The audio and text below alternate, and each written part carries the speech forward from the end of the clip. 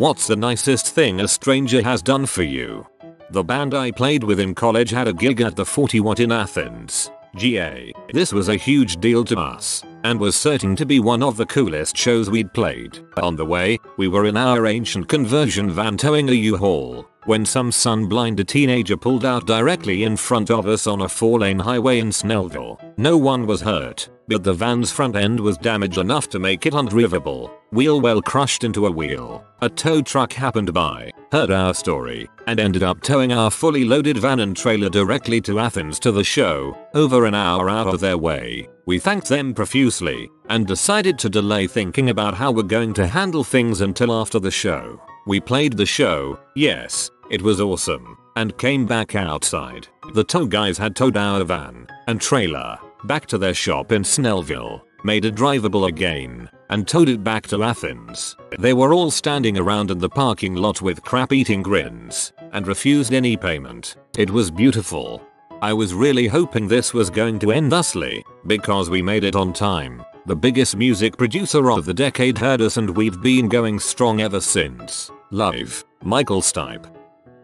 I got mugged in a foreign country about 4 years ago, and had no money or it. Randomly this older American expat came up to me and said she overheard me talking to the cops and was going to help me out. She got me in touch with the embassy, and let me stay at her little house while I got hooked up with a new passport. I actually ended up staying there for 2 weeks helping her around the house. Her husband had died a few years back, by fixing up random things. Oiling hinges, rehanging doors, fixed a leak in her sink, that kinda stuff, etc etc. We would also hang out at night and just chat, and sometimes I would play her husband's old guitar. I sucked so bad, but she enjoyed it just the same. We kept in touch for the most part via email, but about 2 years ago she stopped writing back. Anyways, I got a phone call about 6 months after she stopped writing. Turns out she had been dying from cancer the entire time I was there, and in her will left me her husband's guitar.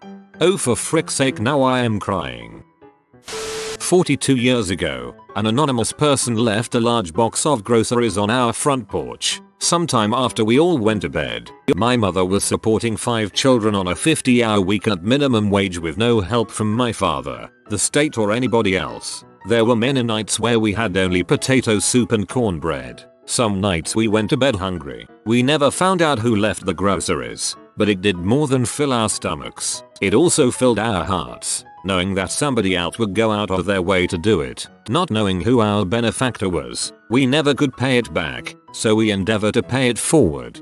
Yes, pay it forward, always. Share brotherly sisterly when you see someone in need, and the world is a better place for it. Applauded for seeing things clearly. When I was about 6 or 7, my family only had one car and my dad used it to go to work. Because of that, I would walk with my mom and my 2 sisters a good couple of miles to the store. Well, one day it began to pour down on us pretty hard. We crossed an intersection, and as we did so a car pulled up to our side, handed us a large umbrella and went on its way. I don't think I'll ever forget that. When I was stationed in Okinawa, a friend and I decided to drive up to the north end of the island. Not a lot of people live up there, so it was a kick in our collective nards when the front right tire of his Supra exploded, which was already bald from too much drifting. Stupid sport anyways. A nice 80-something Okinawan man picked us up, took us to his house, pulled the old tire off the wheel, put on a new tire, drove us back to the car, and helped us put it back on. He didn't speak any English. We didn't speak a word of Japanese. We tried to give him about 5,000 yen, but he refused and spoke the only English word we heard from him the entire time. Friend. He shook our hands and drove off. Coolest dude I've ever met. This is probably the coolest story on here. Thank you for posting it. I have lost my wallet skiing 4 times and 4 times it has been returned with nothing missing. Thanks world. 2 things. A few New Year's Eves ago, I was in a broadside rollover crash. I was driving, with 3 of my friends in the car with me. We were crossing an intersection and were hit by another driver who ran a red light. We flipped several times and slammed into a traffic light post across the street. When the car finally landed right side up, all of us were dazed and winded. Within seconds, a group of bald, Tatted up cholas and whiffer beaters were at my car, turning off the ignition, prying open the doors to help us out and calling 911. Once we were all able to climb out of the mangled wreck, we were taken by ambulance in pairs to separate hospitals. I was left alone briefly, generally unhurt, but shivering, upset and crying, on a gurney in the hospital hallway. An older black woman in a gold lame jacket, who was there because her niece had also just been in a crash and been injured more seriously, came out into the hallway and hugged me tight. I've read every single comment in this thread. This is the only one where I started to cry a little bit. I can't imagine how it must have felt to just have a little bit of comfort at such a trying time. When I was 16, I got my first job as a door-to-door salesman. Yeah, I know. One shift had been especially bad with people not buying anything. It was a commission-only job, but most of them were meaner than usual. It was also incredibly hot, and after a few hours of walking, I felt like I was going to collapse from heat stroke at any moment. Anyway, I stagger up to yet another doorstep, ring the doorbell and going to my sales pitch to an older woman who's glaring at me before suddenly interrupting by yelling, "I've had a bad day. I have a headache and you're loud." I don't know what came over me. The woman was well within her rights to tell me off, but instead I just went off on her. Then realizing what I was doing, I suddenly shut my mouth, backed off and started apologizing, to which she said, "Would you like a glass of water?" I meekly replied, "Yes please." So she went off to her kitchen, got me a glass of water filled with ice and also handed me a can of Coke for later. She added that she wasn't going to buy anything from someone on her doorstep, but took one of my flyers and said she'd look it over and make sure I did get the commission if there was anything she wanted. Still can't believe she was that nice instead of calling the cops. I am that lady. It wasn't water.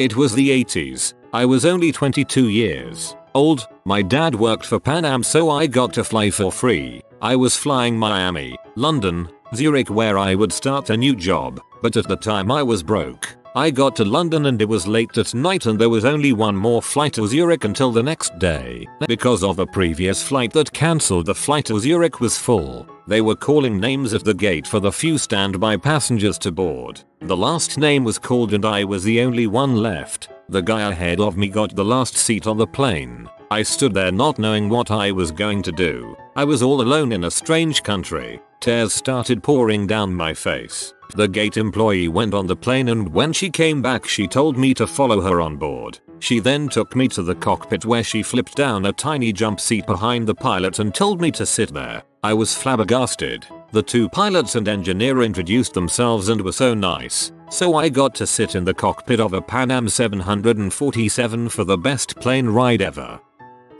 During this past winter I was driving from my college in the middle of the night and crashed into a huge pile of snow that was between two lanes. My car wasn't damaged or anything but was stuck on the snow and I felt really helpless. Many cars drove by, including a police car. WTF. Until a guy stopped. He was dressed like he was a freaking pimp with the nicest watch I ever seen and was just the coolest looking black guy ever. He helped me push my car off the snow and everything was fine.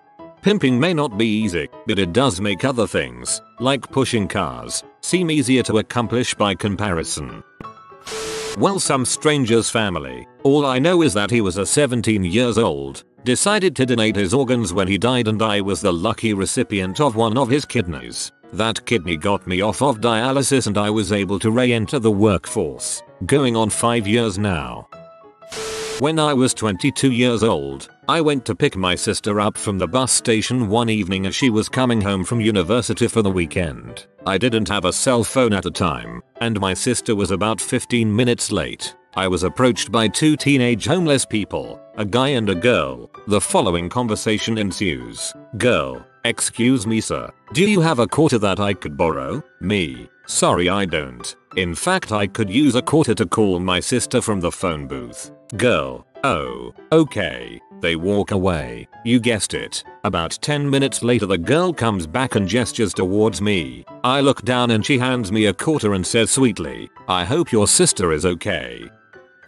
My parents divorced when I was 13. My mum would drop me off in Liverpool so I could play badminton with my dad on Friday night, then stay with him over the weekend at my nan's. then go home on Sunday ready for school on Monday. So she drops me off at the sports center, and I wait, then wait some more, and then a little more. So as this was before mobile phones, I just decide to walk to my nan's house. As I know now, through one of the rougher parts of Liverpool. After a mile or so, I stop and ask a woman if I'm heading in the right direction. She looks at me as if I'm from another planet. "You're walking to Old Swan from here, take this and get the bus." Well, me being nice and everything told her that I was okay, and that I just needed to know I was heading in the right direction. But she insisted, and gave me 50p and said that if I ever saw someone that needed help, that she was paying me to help them. Told me which stop to wait at, and what bus to get. As I was walking over to the bus stop, a lad asked me if I had a light. I didn't. Then he tells me to give him my leather jacket. I was more than a bit green at the time, and just stood there not knowing what to do, until he asks me how old I was. 14. To which I replied 18. He tells me that he got the wrong person and wanders off. A very strange day indeed. To this day, I always stop if I see someone that needs help. Pick up hitchhikers, have given a couple of quid if they needed it. Helped more than a few people change a tire at the side of the road. I'll generally be the first to offer help in work, if a colleague needs some help with something, work related or personal. I didn't know until quite recently that it was called paying it forward, but when I found out, it made me chuckle that it had a name. 50p might not seem like much, but it really had an effect on me. My house was flooded in the Nashville incidents on the 1st of May. We had just moved into the neighborhood in October, so most of my neighbors were still strangers. One neighbor spent all afternoon helping me move belongings upstairs and elevate the furniture we couldn't move. Another neighbor helped me move a bunch of stuff to his garage and store it there. The next day, an army of volunteers descended on the neighborhood. My damage wasn't too major, so they helped with a few things and moved on, leaving a pizza and some water. 6 different families from our school offered to let my entire family of 5 stay with them so my son could finish first grade. Over the next week, various strangers brought food every day. Teenagers roamed the neighborhood looking for people who needed help, and a local church brought everyone flowers. It was really quite amazing. No one complained or lamented about the situation. They all just banded together, found the people who needed help, and got it done. My father redefines the word fricted, among other less savory terms of endearment. Anyway, one of his recent episodes of sheer awesomeness was to testify in court that he had already paid in full for the rest of my baby sister's senior year of high school. Per usual, that was an utter lie, and he had paid none of the tuition at all. This was just the latest in the 2-year-long, no-holds-barred divorce my parents have been going through. Now, my baby sister is the only one of us still living with our parents, so the divorce was hitting her the hardest. We weren't even sure if her grades were gonna be good enough to graduate, to which dad responded with just drop out. Who needs school anyway? Because she was dealing with the front lines of this knockdown drag-out parental war, which literally left her unable to get to school some days. So fast forward to 3 weeks ago, my sister and mother are at the school senior dinner, where the administration is acknowledging all kinds of excellence in its student body with awards and whatnot. Mom and sis didn't want to go. They were under no illusions about her class standing. But several teachers pressed the issue. In the middle of a string of various awards and speeches and laughter and tears, a white man in his late 50s walks up to the front of the room and gets the MC's attention. The MC looks confused for a minute, asks the man a question quietly, then nods and announces, "And the winner of that guy's name, scholarship is, my sister. Please come up to collect your award." My mother and sister were stunned. The man was an otherwise unknown state senator, and he had created a scholarship just for my sister. My only guess is that somebody somewhere told him about our family situation, but I honestly have no idea what really happened. TLDR. A stranger gave my baby sister a scholarship that covers full in-state tuition, room, board, and books for 4 years in the midst of the complete disintegration of my family. When my mother told me this story later that evening, I cried because I couldn't believe that this total stranger had just bestowed such kinds on my family. I'm actually getting a lump in my throat writing this. My sister, in fact my whole family, deserves the break, no doubt. But since when does that mean anything? Thanks, Mystery Man. I was waiting in line overnight at a Long Island Best Buy for a Wii. A guy came up, asked what I was waiting for. I told him and he asked if I wanted coffee. I replied back thinking it was a joke with milk. 1 hour later he came back with 3 coffees and a dozen donuts. Sometimes the kindness of strangers astounds me.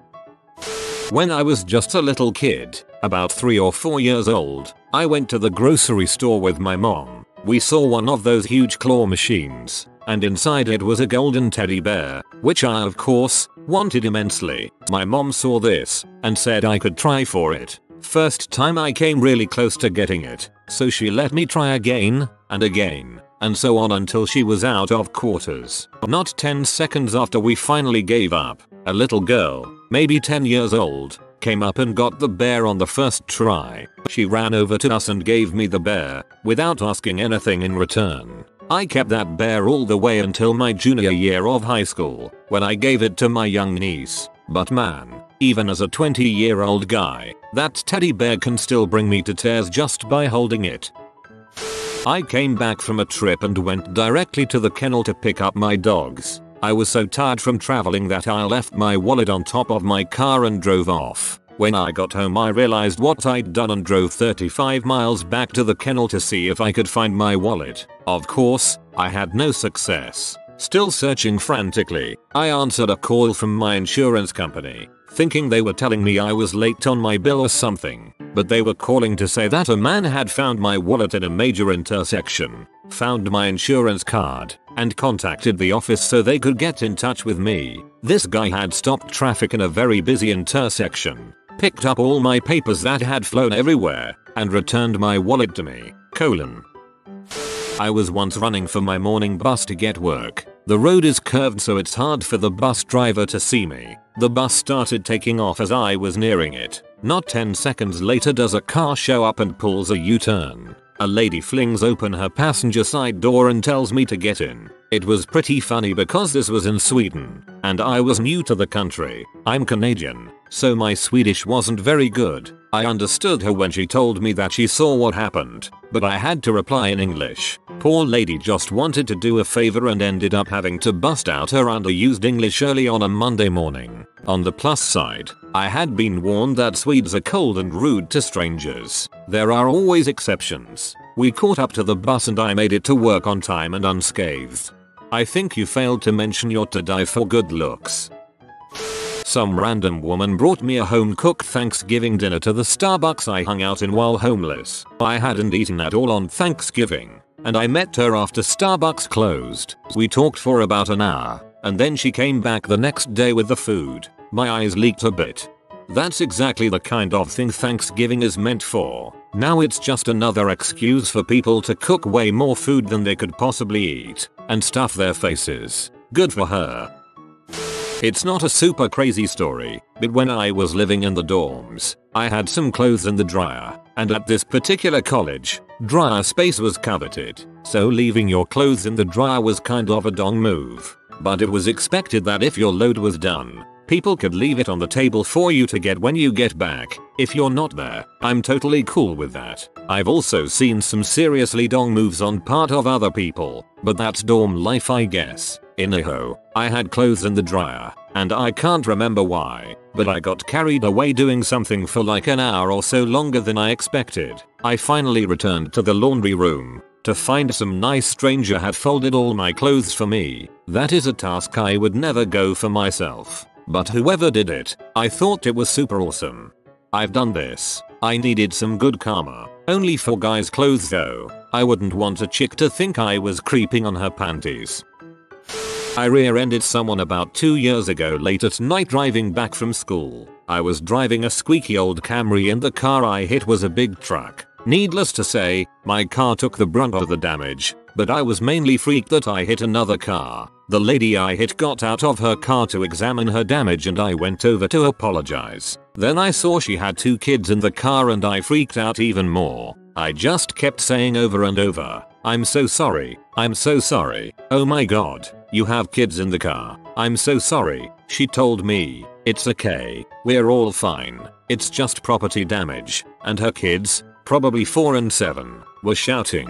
That was fun. It was like a roller coaster. I'm pretty sure I was very close to just bursting into tears, but the lady hugged me and was totally nice to me. She didn't have to be. A lot of people are buttholes when they get rear-ended, but she showed me so much kindness that I don't think I've experienced from a stranger since. Oh, I forgot to add one thing. A week or so after the accident, I drove by the lady's house to drop off the money to cover her truck's damage. While I was there, she made breakfast for me, and it was dang good.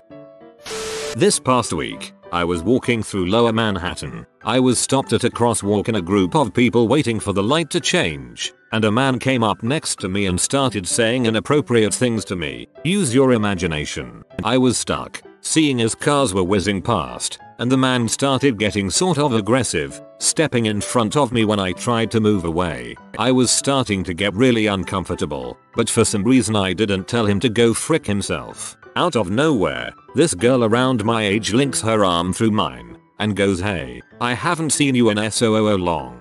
It's great to see you," and pulled me away from the man and started walking with me down the street, keeping up the charade until she was sure he was gone. It wasn't life-saving, but it was a sweet gesture from a stranger. I couldn't tell you how many homeowners made me lunch or cooked me dinner when I painted houses, other than asking them if they had any items around the yard that need special consideration, fickle plants, etc. Getting them to sign off on the color before spraying, and having them sign my completion form when the job was done. They were all complete strangers. The salespeople did most of the talking. A hot lunch can go a long way if you have someone who will be working around your home for a day or more. Equals. Gave me life. Adoption. Same story. My mum was 15. She put me up for adoption, and then came and got me back from the foster parents after 2 weeks. I can't imagine the strength it would have taken her to decide to take me back. We talk so often of the wrongs. It is good to open the eyes to the positive. When I was 15 in 1995, I had a PowerBook Duo, a nice laptop back then. I took it very seriously and there was no way I'd get another. Then I forgot it on the train when going to school. I was crushed. The person who found it called my place and even brought it to my mother's job. Thank you very much, stranger. Another, my lung had been hurting for a few days, and I ended going to the doctor. It was a collapsed lung. I had to go to the hospital. I said I would go by foot. No one could drive me. It was about 3 km, but he insisted upon driving me there in his own car, which he did. Very kind of him. Merci beaucoup, Dr. Blassel. He drove you there because you could have died on the way. When I was first driving on my own, maybe a week or two after I got my license, I stopped at a gas station in the middle of nowhere and filled up on gas, only to suddenly realize I had much less cash than I thought I had, and was maybe $4 short of being able to pay for what I has just put in my car. I gambled most of my change trying to call my parents or a friend to come by and lend me the cash so I could leave, but no one answered their phone. In retrospect, there are plenty of easy ways to resolve the situation, but at the time, to a young kid just getting used to being on his own, the situation seemed overwhelming and terrifying. In desperation, I told an elderly couple who had just pulled up the situation and begged them to lend me a few dollars. The husband told me he was sorry, but had seen that scam too many times before. Not knowing what to do, I went back to the payphone and started trying all the numbers I had already tried again. At the verge of panic tears, I was surprised by the voice of the elderly husband behind me. He said, "My wife told me not to be so cold-hearted," and handed me a $5. I was so overwhelmed with relief I could barely speak. I didn't even think to get his name or address so I could pay him back. I am not even sure I thanked him. To this day, I never refuse any request for help that I can safely provide. That one act of needless, unexpected empathy led to me helping dozens, maybe hundreds of other people throughout my life in ways which often amazed them. Helped me when I passed out on the tube. When I came to, a whole carriage full of people were staring at me, and only one lady had moved to help me. She got me off the train at the next stop and sat with me for an hour giving me water and Haribo until I felt good enough to make my way home. The people that helped you sound incredible. Such kindness. I passed out on a crowded Nick subway once. When I came to, I was seated in someone's seat. One person was making sure I was okay and most people were minding their own business. I appreciated the respectful disinterest, especially considering that more than one person must have helped get me in a seat. When I was little, I was queuing up to get the Queen of Hearts signature. Some bastard pushed me over to get ahead of me. I cut my leg and sat crying like a baby. A woman came up to me and gave me a Disney princess plaster. After experiencing so much rudeness that holiday, it was so refreshing to have someone be nice. Frick you guy who pushed me over, I still have a frickin' scar. I was at a restaurant in Boston and a guy at the table next to me gave my girlfriend and me the rest of his very expensive bottle of wine when he was leaving, and said how nice we looked. The girl is my wife now, so we must really have gone well together. My Hex Angels story. The year was 1975. My father and stepmother were driving from Oregon to Texas, via Nevada. My sister was nearly 6, and I was 4. So we're cruising through the desert at a gazillion miles an hour, and we come upon a flock of Hex Angels going the same direction. Father passes them, with my sister and I waving and smiling from the back seat. These badass bikers are all smiling back, waving, and giving us thumbs up signs. Father and stepmother were frowning, acting worried, and getting all paranoid. Sure enough, car runs out of gas and overheats all at the same time. Father pulls the car over and puts the hood up.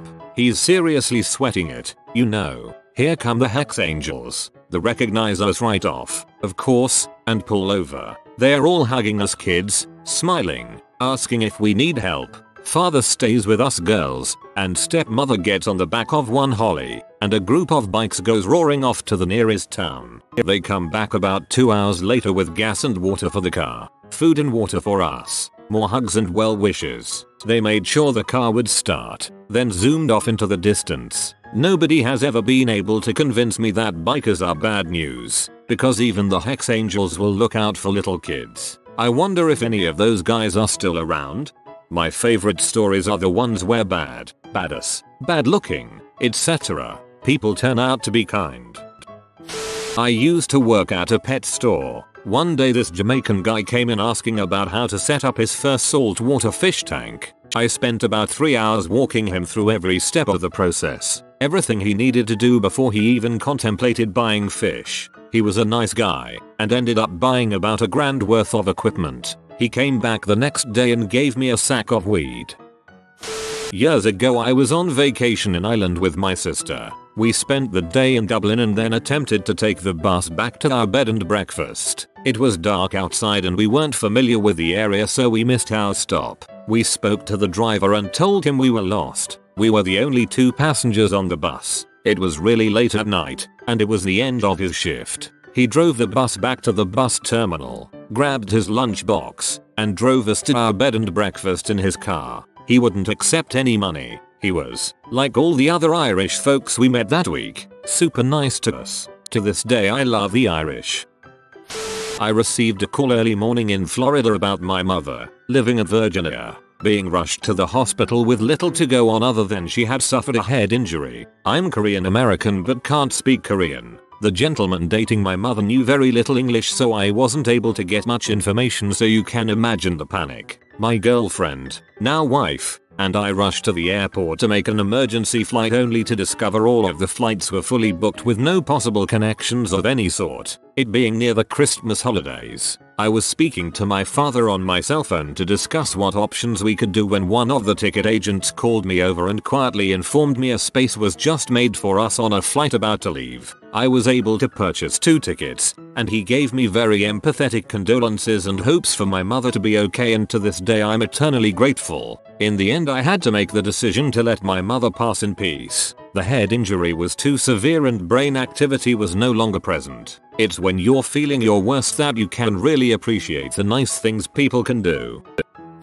Do you still keep in touch with these people? I hope you do. And for mine, the nicest thing a stranger has done for me is get me work experience. Although it doesn't sound like much, it has given me a boost in life I could not have got any other way. At the time I was working in John Lewis and I was serving a very nice customer, and we were talking about what was in store for my future. So I explained going to uni, studying such and such. Turns out he was on the board of directors at Honda and he got me experience at the UK's head office. To him it meant nothing, but it has opened up so many horizons for me career-wise after university, not to mention a guaranteed job at the Honda offices if I wanted it.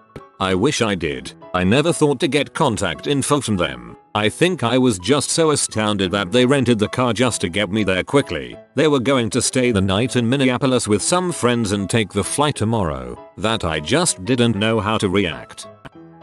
A man helped my then pregnant wife, almost 4 months, out of her car, right after she totaled it by driving through a telephone pole. She passed out because of low blood pressure. I will never forget the man's face as I shook his hand a million times, very much out of breath for having to run 3/4 of a mile to where it happened. Traffic was backed up, both wife, and now 1/2-year-old daughter, were okay. Scariest moment of my entire life.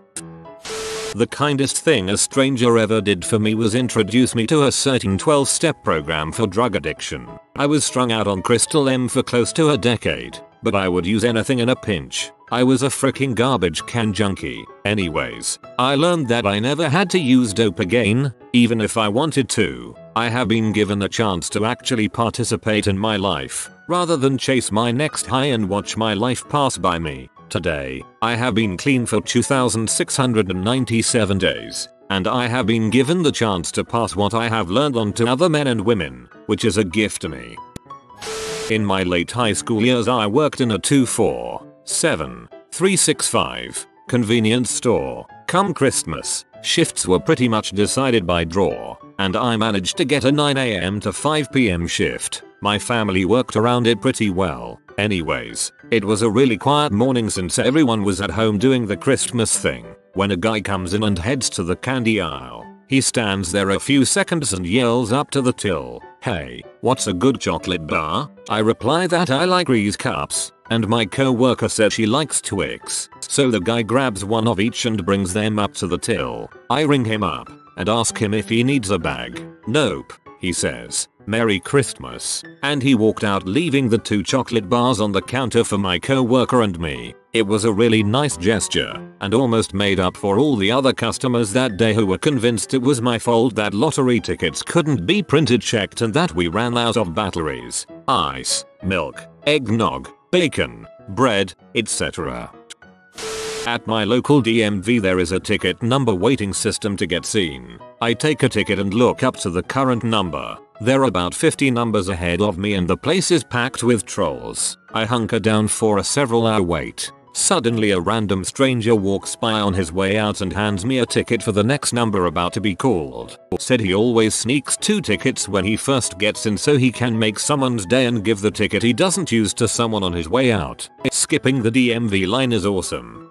You know, sitting there trying to pick out who to give it to might actually help kill some time. That is a really good idea. Several years ago my son and I moved from a small college where I had attended to a large college town. I thought I had a place for us to stay, but it fell through at the last minute. Money was tight, but we found a small motel to stay at until I could figure something out. Our money ran out and I didn't know what to do. We had a beat up old van with no seats in the back that we ended up sleeping in for 2 weeks. It was hot and we were miserable. We ran out of money and I didn't know what to do. We went to the library because it was air conditioned. A lady who worked there asked me what was wrong. I told her my situation. I asked her about help in the area. She hauls out her purse and gave me $120. I told her that no, that was okay. I would work something out. She insisted that I take the money. It was the bridge that kept us going until I got more money. I drank way too much alcohol. 33 shots over the course of an hour I believe, one night back in college and became unconscious and unresponsive. My roommate was hanging out with some girls in the room and while my roommate insisted he's fine the girls panicked, picked me up, dragged me out to the car and drove me to the emergency room. My heart stopped a few minutes later and they were able to revive me. Had it not been for them I would have died that night. Jesus Christ. A shot is 44 milliliters, so 3344 equals 1.452 liters of alcohol. Assuming you drank something like an 80 proof liquor, that's 0.41.452 equals 0.58 liters of alcohol in your system. If you're 170 pound male, That's a back almost 0.75. 0.4 is enough to kill you. Thank the girls. When I was 16 I hit a deer and then hit a tree in the middle of a PA winter. I woke up in an Amish house on the floor of the kitchen and they had stitched up the large cut above my eye. They said, "We found you and you were so cold." The roads had closed that Monday night and it was Tuesday morning. No phone, no power. My parents were worried sick. I never forgot them, and until I moved away I would stop by and drive them into town, and in the winter I would plow their road which was dirt. I will never be able to repay them for what happened that night. I will never be able to repay them for what happened that night. Sounds like you did a pretty good job.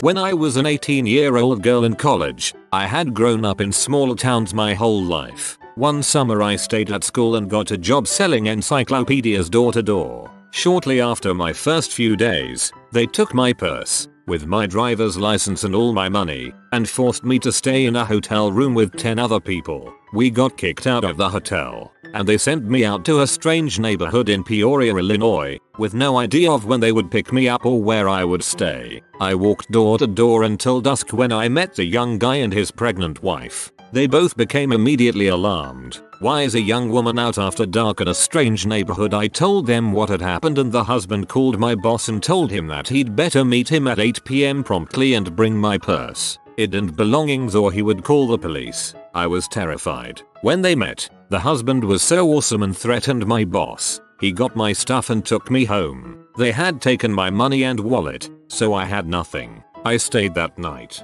The next day, they called my parents, told them where I was, what was happening, and put me on a bus for home, with $50 for the trip. I never saw them again, but if not for them, I'd probably be dead in a ditch somewhere.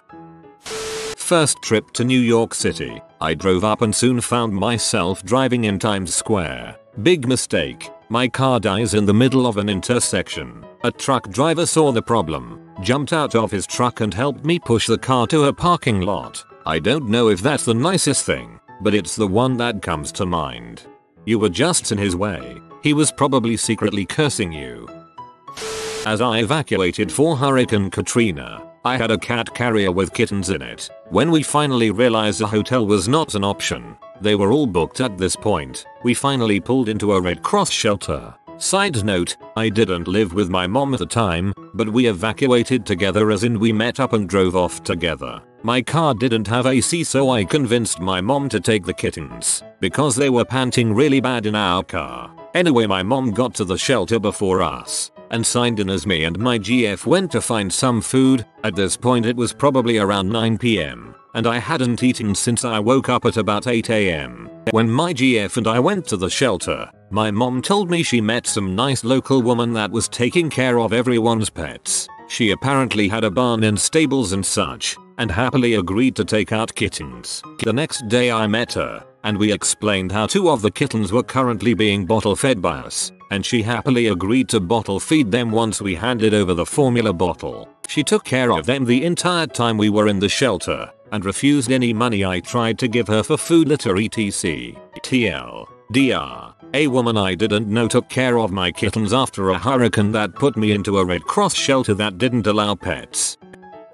When my car broke down 60 miles from my home, I called AAA to have it towed. Since I only had a basic service, I could only get it towed up to 7 miles for free, so I had it towed to the nearest Saturn dealership. It was nearly 7 p.m. by the time I reached the dealership and I needed to get back home that night. I tried calling rental car services, but they all closed at 6 p.m. My only option for car rental was the nearest airport 30 miles away. My phone battery had died while trying to call rental places, so I asked the dealership services manager if I could borrow their phone to call a taxi to take me to the airport. The service manager asked if I could wait 30 minutes until they closed and he'd drive me to the airport. I gladly accepted and found out the manager was driving up to visit his terminally ill twin brother in a hospital near the airport. I was so happy I bought him some brownies the next day. Like this video and this good boy will play you a nice song. Like and subscribe, you magnificent person.